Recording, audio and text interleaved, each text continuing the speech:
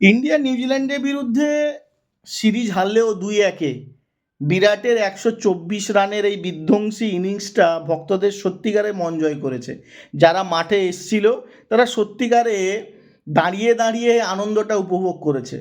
One day ফরম্যাটে 54তম century করে Ricky পন্টিংয়ের রেকর্ডের একদম কাছাকাছি পৌঁছে গেল আমাদের বিরাট কোহলি। তবে বিরাটের ফ্যানেদের জন্য বড় খবর হলো টিম ইন্ডিয়া জার্সিতে তাকে আবার দেখা যাবে সেই জুন মাসে। এক আর ততক্ষণ পর্যন্ত অপেক্ষা করতে হবে, কারণ টি-20 আর টেস্ট থেকে বিরাট কোহলি অবসর নিয়ে নিয়েছে। আফগানিস্তান সিরিজ দিয়ে আবার মাঠে ফিরবে বিরাট কোহলি, তারপরে ইংল্যান্ড ট্যুর, আর বছর শেষে ওয়েস্ট ইন্ডিজ এবং নিউজিল্যান্ডের বিরুদ্ধে খেলবে আবার বিরাট কোহলি। মাঝে অবশ্য আইপিএল 2026-এ দেখা যাবে আরসিবির হয়ে, সেই জন্য ভক্তদের মনে একটু আনন্দ আছে, না বিরাট কোহলিকে দেখা তো যাবে কোনো একটা সময়ে।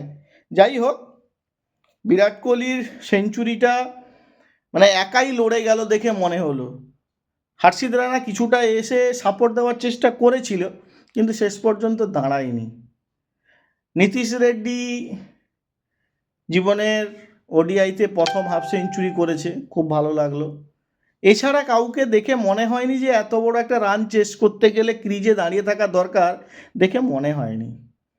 দেখা যাক পরবর্তী সিরিজে কি হয়, নাকি গৌতম গম্ভীর আবার কোনো স্ট্র্যাটেজি অবলম্বন করে।